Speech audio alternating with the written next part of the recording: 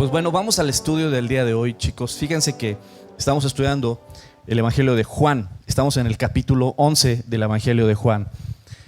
Y es un capítulo muy ad hoc a lo que estamos viviendo y a lo que estamos orando. Mi querida Anita ahorita me acaba de compartir precisamente que acaba de partir su cuñada, también por cáncer, ¿verdad? Acaba de partir y ellos van a salir ahorita hacia la ciudad de Querétaro. Y este capítulo es un capítulo que nos enseña precisamente muchas cosas sobre el tema de la muerte y la vida. Dios es el que cambia completamente nuestra historia. Le titulé el día de hoy Corre a Jesús y vamos a ver por qué. Vamos a Juan capítulo 11, versículo 11. Vamos a retomarlo desde el versículo 11. Qué gusto verte. Dice, dicho esto, les dijo después, nuestro amigo Lázaro duerme, voy pues a despertarle. Y fíjate algo, este versículo 11 es importante que lo recalque ahorita para que podamos entender también algo que va a pasar aquí. Versículo 11, lo voy a recalcar. Dicho esto, les dijo Jesucristo, ¿no? Nuestro amigo Lázaro duerme, mas voy a despertarle, voy para despertarle. Dijeron entonces sus discípulos, Señor, si duerme sanará. Pero Jesús decía esto de la muerte de Lázaro y ellos pensaron que hablaba de reposar del sueño. Entonces Jesús les dijo claramente, ya cuando vio que no entendieron, cuando Jesús dijo, Lázaro duerme, voy a ir ¿a qué? A despertarle. Y ellos no entendieron. Ya Jesús se los dijo directamente y claro. Jesús les dijo claramente, Lázaro ha muerto. Y lo que está diciendo, voy a despertarle, ¿qué está diciendo? Lo voy a levantar de entre los muertos. Y me alegro por vosotros de no haber estado allí para que creáis. Mas vamos a Él. Vamos a ir a Él. Y esto es importante.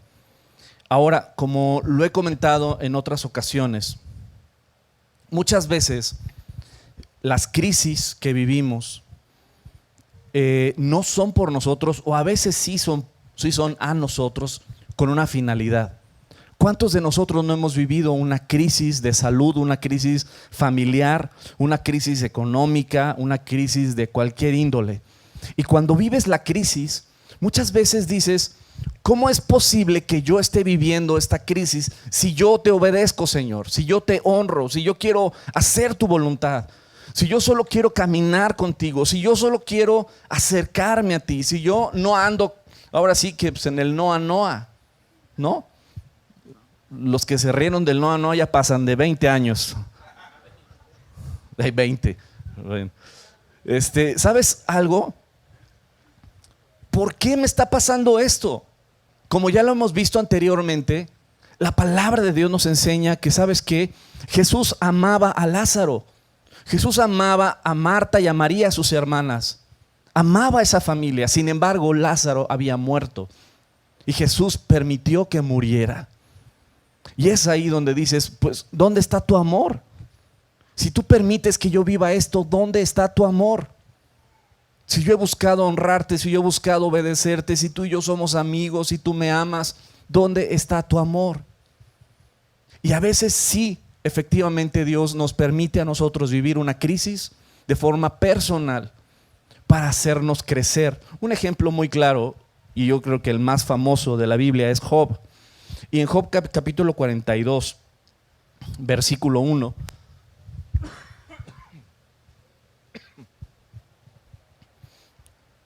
respondió Job a Jehová y dijo,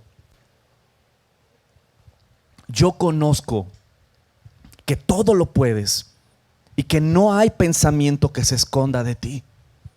¿Quién es el que oscurece el conocimiento sin entendimiento? Por tanto, yo hablaba lo que no entendía, cosas demasiado maravillosas para mí que yo no comprendía. Oye, te ruego y hablaré. Te preguntaré y tú me enseñarás. De oídas te había oído, mas ahora mis ojos te ven. Por tanto me aborrezco y me arrepiento en polvo y ceniza. ¿Qué pasó con Job en este pasaje? Job pasó cosas horribles como ningún ser humano. Si tú lees el capítulo 1 del libro de Job, murieron sus hijos, perdió su riqueza en un solo día todo. O sea, todo fue una catástrofe en un solo día para Job, lo perdió todo. Y murieron sus hijos, que es lo más valioso que podemos tener. Y aparte viene una enfermedad para Job. Y podríamos decir: Señor, pero ¿cómo? Si Él te ama, si Él te honra, ¿por qué vienen estas situaciones para alguien que te ama, para alguien que te honra? Porque Dios quería llevar a Job a otro nivel de intimidad con Él. Dios quiere revelarse a veces a nosotros, siendo muy honestos. ¿Cuántos de nosotros buscamos a Dios de una manera única en medio de la crisis? Un accidente, una enfermedad, un despido de tu trabajo, una crisis familiar. Y ahí es cuando en verdad te hincas, cuando en verdad te doblas y dices: Señor, ya no puedo, ya lo intenté todo, ya lo he intentado todo y no puedo, Señor. Si tú no me ayudas, yo ya no puedo. Y es la realidad. Y es muy triste, pero todos somos así. Cuando vienen las crisis es cuando clamamos a Dios, cuando buscamos a Dios. Y tristemente, Dios muchas veces es la última opción en nuestra lista. Y es de lo que vamos a hablar. También en Daniel capítulo 4, el rey Nabucodonosor lo tenía todo. Era el rey más importante del imperio más importante de la época. Había dominado continentes enteros, no países, continentes enteros. El rey de Babilonia, el rey Nabucodonosor. Su palacio glorioso. Y él se sentía el mero, el que todo lo puede, el que toda su riqueza y su poder eran por él. Pero Dios trató con su egoísmo, con su autosuficiencia, y Dios le quitó absolutamente todo para que se diera cuenta de que todo lo que tenemos no es por nosotros mismos, sino por Él. Y dice el versículo 34 en Daniel capítulo 4: mas al fin del tiempo, yo, Nabucodonosor, ya cuando había perdido absolutamente todo, alcé mis ojos al cielo y mi razón me fue devuelta. Y bendije al Altísimo y alabé y glorifiqué al que vive para siempre, cuyo dominio es sempiterno, que significa eterno, y su reino por todas las edades. Todos los habitantes de la tierra son considerados como nada, y Él hace según su voluntad en el ejército del cielo y de los habitantes de la tierra. No hay quien detenga su mano y le diga: ¿qué haces? En el mismo tiempo mi razón me fue devuelta, y la majestad de mi reino, mi dignidad y mi grandeza volvieron a mí. Y mis gobernadores y mis consejeros me buscaron, y fui restablecido en mi reino, y mayor grandeza me fue añadida. Ahora yo, Nabucodonosor, alabo, engrandezco y glorifico al Rey del cielo, porque todas sus obras son verdaderas, sus caminos justos. A Él, y Él puede humillar a los que andan en soberbia. ¿Sabes? Muchas veces las crisis Dios las permite en nuestras vidas para quebrantar nuestro orgullo, nuestra soberbia, nuestra autosuficiencia, o para que nos demos cuenta de nuestra gran necesidad de Él. En otras ocasiones Dios permite crisis en nuestras vidas para que podamos crecer en nuestra intimidad y relación con Él. Pero en otras ocasiones, como en la de Lázaro, tal vez el tema no era Lázaro. Lázaro era el epicentro. Lázaro murió, pero Lázaro no estaba enterado de todo lo que estaba pasando alrededor, ¿cierto? Pues Lázaro ya estaba muerto.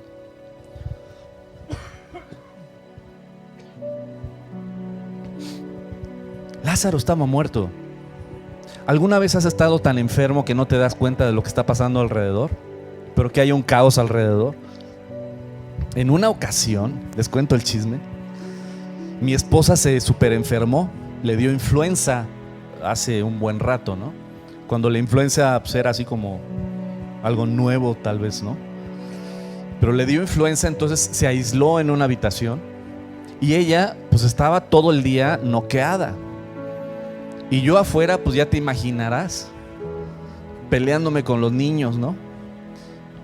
Y tratando de sacar adelante la casa. Y era un caos. Pero el que está enfermo ni se da cuenta. El que está enfermo así como que estás como dormido, estás como todo drogado y no sé qué está pasando. Pero los que están alrededor, wow. Muchas veces el que sufre la situación no se da cuenta de lo que está pasando en todo su alrededor. Yo, cuando me dio COVID y estuve hospitalizado, yo realmente había días que me pasaban en blanco. Pero, aunque yo era el centro, el epicentro de la enfermedad, Dios estaba tratando con el corazón de mi hija, con el corazón de mi esposa. En ese entonces no había vacunas, en ese entonces si alguien enfermaba y entraba al hospital, por lo general ya no salía. Y lo que pasaba en ese entonces era que cuando alguien entraba al hospital muchas veces ya no veían a su familiar. Y esa era la plática que tenía mi esposa con mi hija. Decía, tenemos que ser honestas y ver que tu papá entró al hospital y no sabemos qué va a pasar y tal vez ya no salga. Entonces este tipo de conversaciones llegaron a tener entre ellas. Yo, por supuesto, yo no estaba enterado, pero todo lo que Dios estaba haciendo alrededor mío, Dios estaba tratando con el corazón de mi hija, con el corazón de mi esposa, con su fe, con muchas áreas de sus vidas. Muchas veces el epicentro podemos ser nosotros de la crisis. Sin embargo, no eres tú el tema donde Dios está tratando. Es tu entorno. Y eso es lo que a veces sucede también. El que sufrió la muerte fue Lázaro, pero Dios lo hizo no por Lázaro, sino por testimonio de todos los demás. Juan capítulo 11, versículo 16, continuamos. Dijo entonces Tomás, llamado Dídimo, a sus discípulos, a sus condiscípulos: vamos también nosotros para que muramos con él. Fíjate, ya vimos este versículo, pero quiero nada más resaltar un punto. Mi querido Tomás, Jesucristo te acaba de dar un mensaje. En el versículo 11, que fue el primero que leí, Jesucristo dijo: duerme, mas voy a despertarle. Hablando precisamente de esto. Él está muerto, se los dijo claramente, pero voy a ir a levantarlo, voy a ir a despertarlo. Sin embargo, ese mensaje no lo recibieron.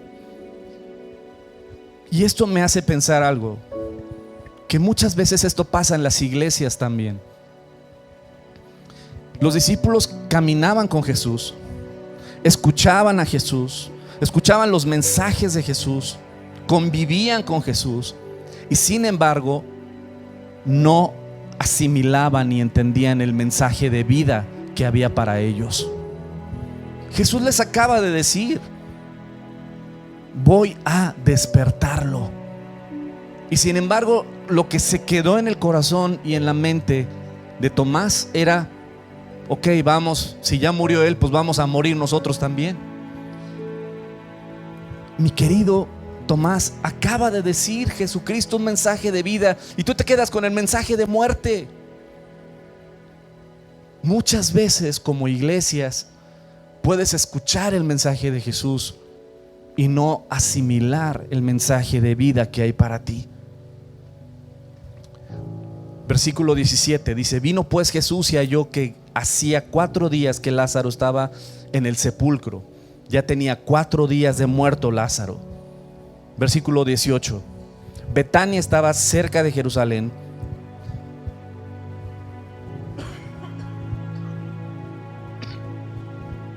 como a 15 estadios. Estos son como 3,5 kilómetros más o menos. Estaba como a 3,5 kilómetros. Ahora me encanta cómo Dios en su palabra es perfecto.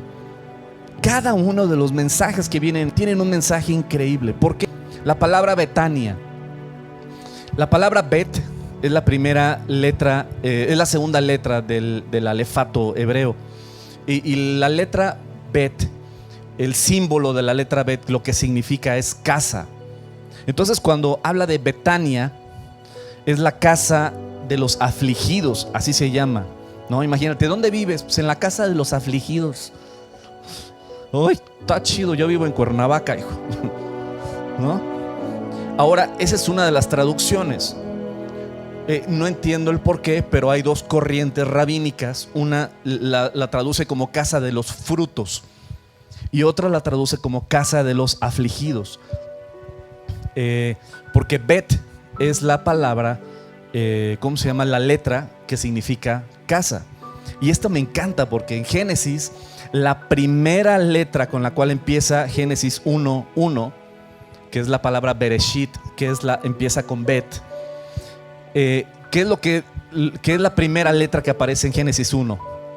La palabra Bet, la letra Bet, que significa casa. ¿Y qué es lo que Dios está haciendo en el capítulo 1? Está haciendo la casa donde tú y yo habitamos. Ahora, ¿se acuerdan dónde nació Jesucristo? En Belén. La palabra Belén, el hebreo, es la palabra Betlehem, que empieza con Bet. Y la palabra Belén o Betlehem significa la casa del pan. La casa del pan. ¿Y dónde nació Jesucristo? En Belén, en la casa del pan. ¿Y quién es el que dijo: yo soy el pan de vida? Jesucristo. Podemos ver muchos mensajes hermosos en todo esto, pero bueno, ya me desvié del tema porque luego ya ves cómo soy. Y dice el versículo 19: y muchos de los judíos habían venido a Marta y a María para consolarlas por su hermano. Este es el tema. Este es el tema. ¿Hace cuántos días que había muerto? 4.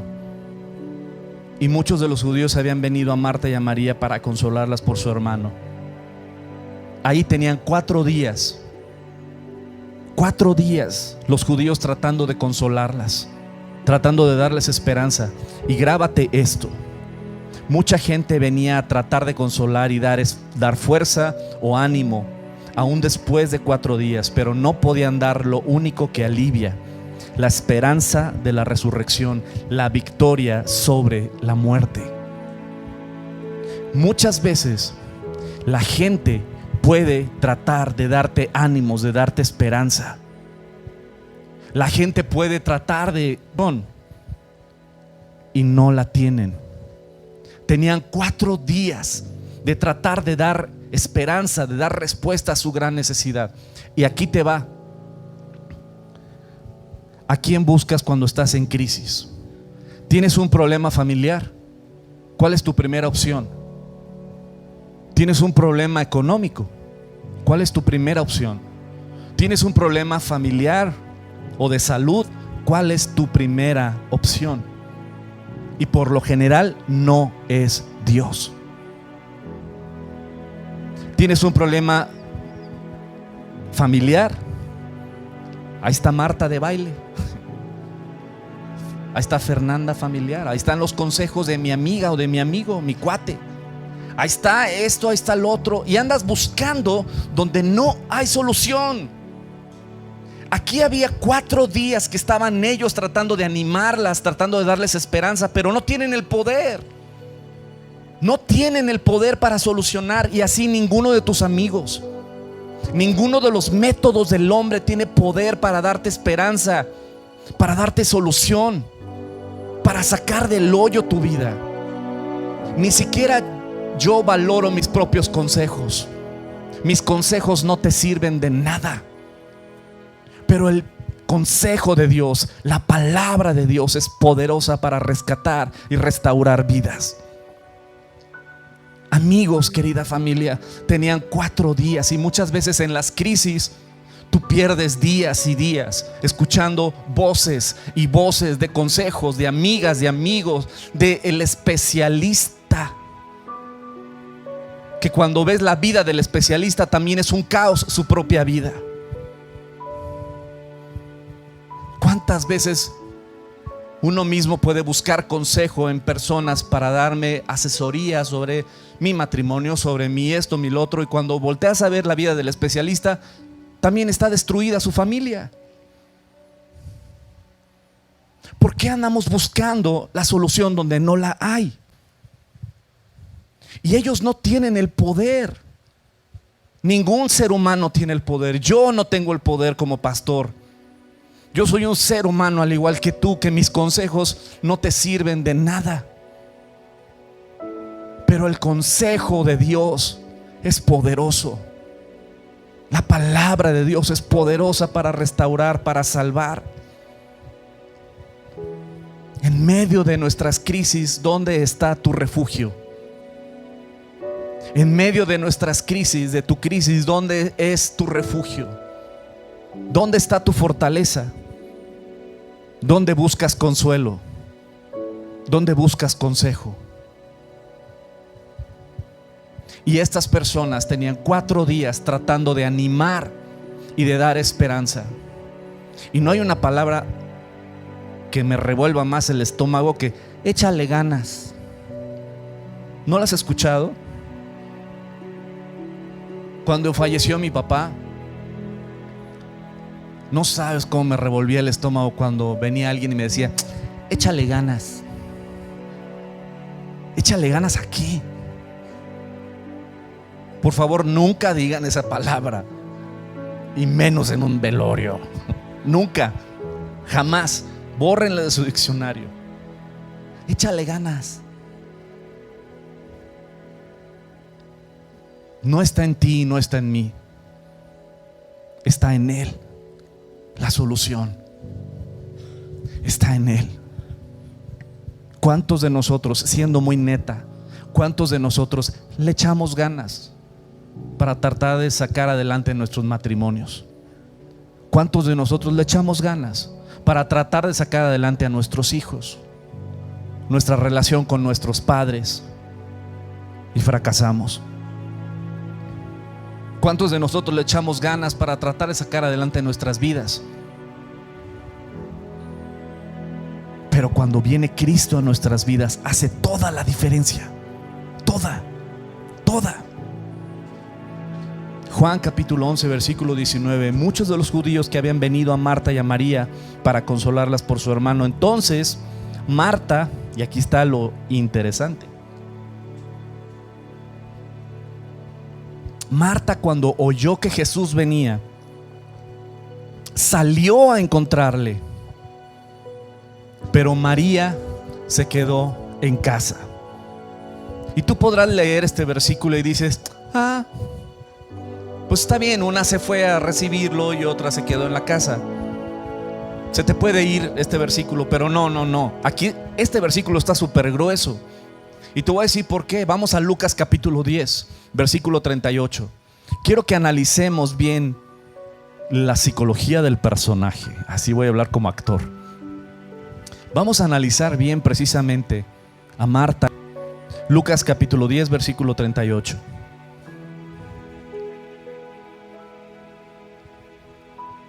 Aconteció que yendo de camino, entró en una aldea y una mujer llamada Marta le recibió en su casa. Esta tenía una hermana que se llamaba María, la cual, sentándose a los pies de Jesús, oía su palabra. Pero Marta se preocupaba con muchos quehaceres y acercándose dijo: Señor, pues, disculpa, ¿no? Pero hermana está echadota. ¿Me dejes servir sola? Dile pues que se levante la muy floja y que me ayude. Respondiendo Jesús le dijo: Marta, Marta, afanada y turbada, estás con muchas cosas, pero solo una cosa es necesaria, y María ha escogido la buena parte, la cual no le será quitada. este maravilloso pasaje que te enseña sobre Marta y que te enseña sobre María. ¿Cómo es Marta? ¿Cómo? Afanada, pues sí, ahí dice. Sí, ¿no? Sí, era bien afanadota. Controladora. Órale, ¿qué tal? Controladora. ¿Qué más? Marta, estamos con Marta. Habladora. Bueno, sí, también era habladora, así de que, a ver, no se quedaba calladita. Eso sí lo tenemos claro. ¿Qué más vemos de Marta? ¿Qué más? Envidiosa. Dice, pues ella está... No, mira, a ver, vamos a ser muy honestos.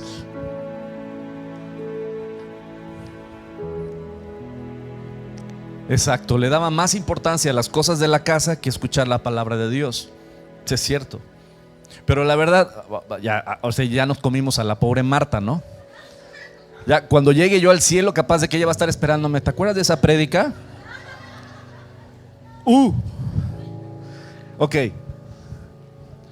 Pero la verdad, ¿cuántos de nosotros no nos ha pasado que tú estás acá trabajando durísimo y alguien más está en su celular? Y tú, perdón, no te interrumpo, ¿no? O yo sé que esto a las mamás nunca les ha pasado, que están acá trabajando y alguno de sus hijos o sus hijas están con el celular. Nunca, ¿verdad? Esto no pasa en este país. ¿Y a poco tú dices, ay, hija mía, sigue en lo que estás haciendo? O te dices, deja eso y levántate y ayúdame. ¿No? Martas. Ay, sí. Pero ¿sabes qué? Vemos el perfil de Marta, una persona que se mueve, chambeadora, pero sí muy afanada, como Jesucristo mismo lo dijo. ¿Por qué? Porque las cosas estén en orden, ¿no? ¿Cómo es María?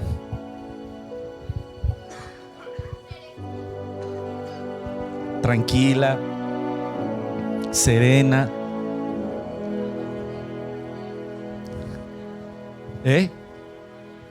confiando en Dios, floja, ¿no? ¿Qué pasó, hermano? Te la vas a encontrar ahí arriba, Nacho. Yo que tú, desde aquí vamos quedando bien. ¿Cómo es María? ¿Te la imaginas? Jesucristo predicando y María sentada a los pies de Cristo escuchando su mensaje. ¿Crees que ella se deleitaba en él? ¿Crees que ella confiaba en su palabra? ¿Crees que ella le gustaba escuchar la palabra y hacer a un lado todo y quedarse con Jesús a escuchar su palabra? ¿A poco no es como que una escena muy romántica, muy hermosa, de estar sentados a los pies de Jesucristo y que Él nos está enseñando? O sea, es padrísimo, ¿a poco no? Ahora regresamos a cuando muere Lázaro. Versículo 20. Entonces Marta, cuando oyó que Jesús venía, salió a encontrarle, pero María se quedó en casa. Tal vez dices, bueno, ¿y qué tiene que se haya quedado en casa? No me checa una mujer que le gustaba estar a los pies de Jesús para escuchar su palabra, que en medio de su crisis, María, al igual que Marta, le mandó decir a Jesús: está tu amigo, el que tú amas, Lázaro, está enfermo, ven y sánalo. Yo confío en que tú puedes sanarlo. Yo confío en que tú puedes levantarlo. Yo confío en que tú eres la solución. Ven. Yo creo en ti, Jesús. No estoy buscando otra opción. Tú eres nuestra única opción. Yo creo en ti, yo confío en ti. Ven, Jesús. ¿Y vino Jesús? No. ¿Y murió Lázaro? Sí. ¿Qué estaba en el corazón de María? Yo confío en ti. Yo confié en ti. Yo esperé en ti y no viniste. Y murió mi hermano. Y ahora vienes. Ya está muerto. Y es lo mismo que Marta le va a decir más adelante: si tú hubieras estado aquí, mi hermano no hubiera muerto. Y aquí el punto es: ¿cuántos de nosotros hemos sido como María? Que nos hemos enojado con Dios porque no nos ha cumplido nuestra oración. Porque a veces tú le has clamado a Dios y le has dicho: si tú me amas, tú conoces mi necesidad, tú conoces mi problema, tú conoces mi dolor, tú conoces mi desesperación. Si tú me amas, ¿por qué no haces el milagro? Y cuando muere esa esperanza, y cuando muere eso que le estabas pidiendo y no sucede, y te dicen: Jesús ya llegó, y dices: no voy a ir, me voy a quedar. Yo le pedí, yo le supliqué, y ya murió mi hermano.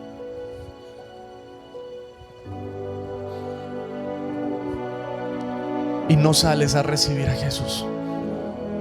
Te enojas con Él. Te enojas. ¿Te ha pasado? A mí sí.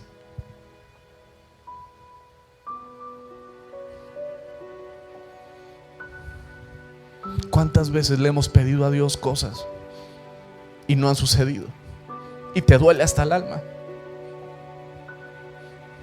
Estuvimos clamándole por el papi de Janet. Estuvimos clamándole.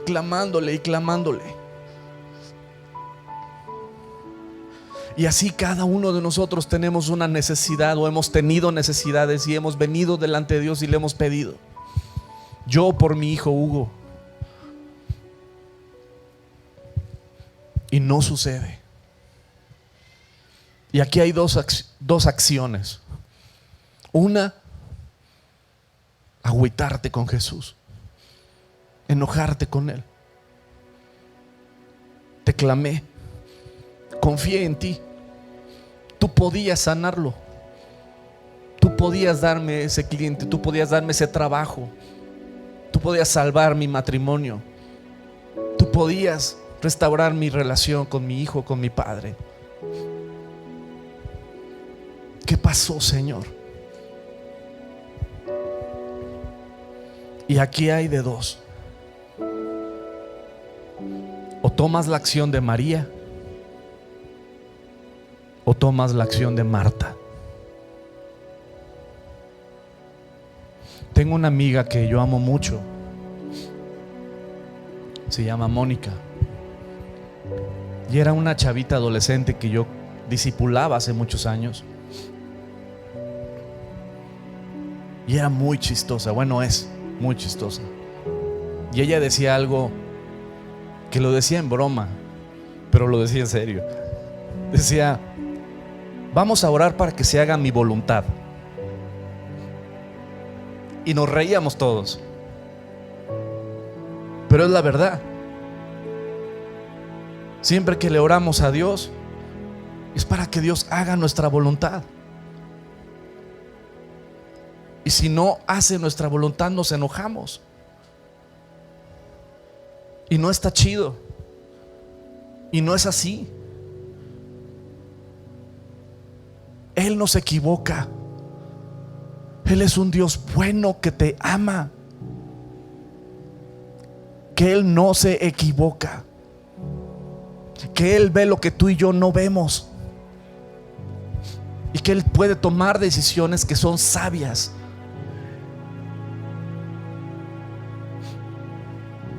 ¿Cuál es el mensaje que yo quiero darte esta noche? Esta noche. Me hace falta cafeína. Es de día.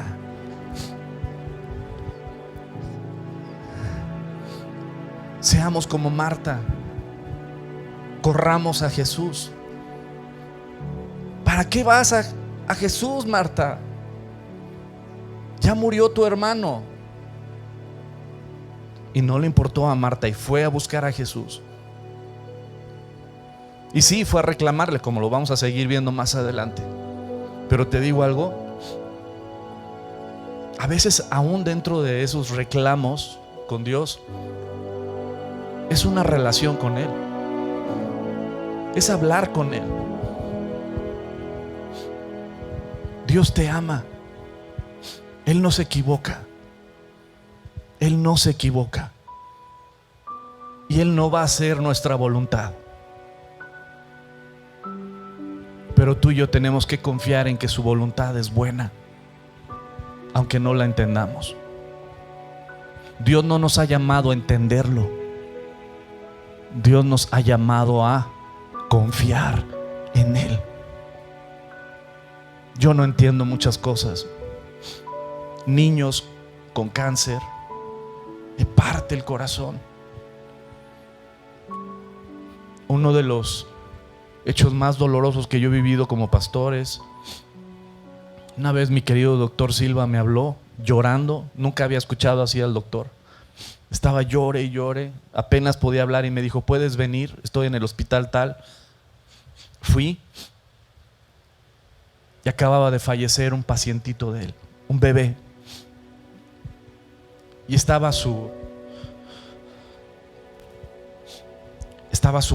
la mamá del bebé, estaba el papá del bebé, unos jóvenes, un matrimonio joven. Estaban deshechos. El doctor Silva estaba en el área de médicos, en el piso llorando. Fui y agarré al bebé y me puse a clamarle a Dios. Y Dios se llevó al bebé. ¿Por qué pasan muchas cosas? No lo sé.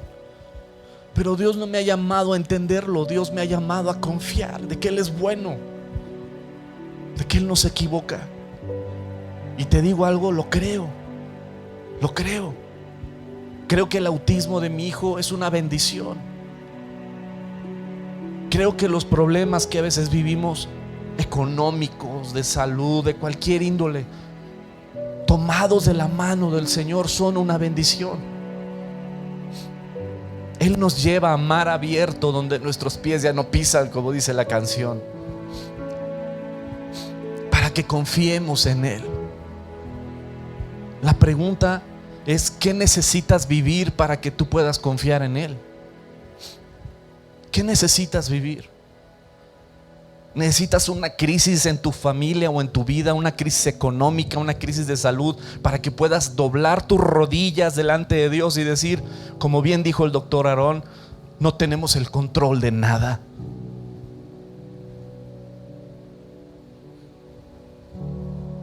O mejor, venir delante de Él y decir: Señor, yo confío y creo en ti. Ayúdame en mi incredulidad. Ayúdame a ver lo que tú ves. Ayúdame, ayúdame, Señor.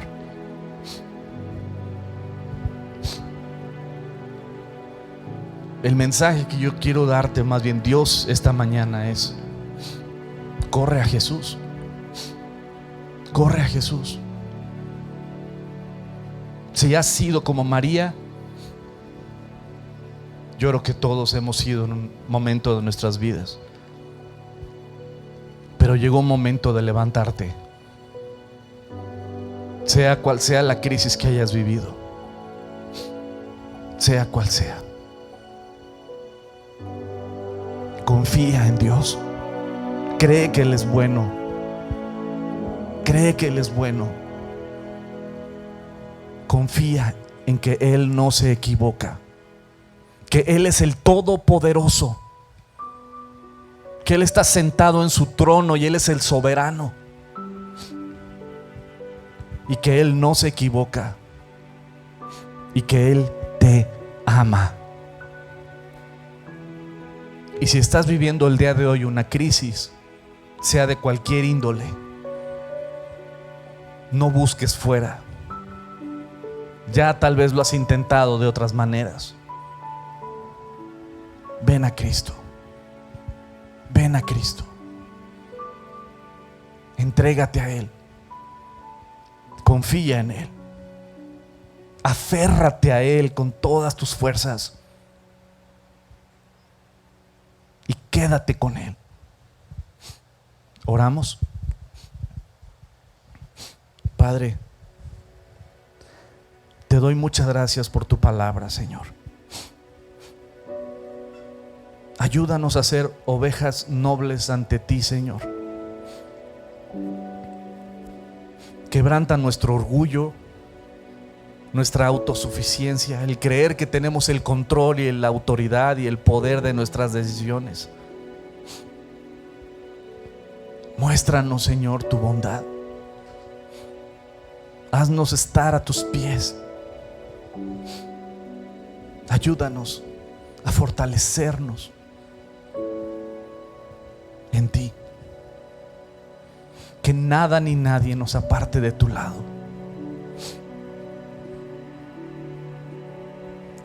Que seas tú siempre la primera opción en nuestras vidas. Yo te pido por las necesidades de cada una de las familias que está conectada y que están aquí presentes. Tú conoces cada historia, conoces cada familia. Te pido, Señor, ayúdanos a permanecer en ti, a descansar en ti, a creer, a crecer en ti y a ser como Marta, Señor, corriendo hacia ti y quedarnos a tu lado. Te lo pido por tu Hijo Jesucristo. Amén. Amén. Queridos amigos, amada familia, que la gracia y la misericordia de Dios los acompañe toda la semana. Y primero Dios, nos vemos mañana 8 de la mañana la oración aquí, y a las 8 de la noche los espero a todos los machines para tener nuestro estudio de varones. Que tengan una muy bonita semana. Que Dios los bendiga.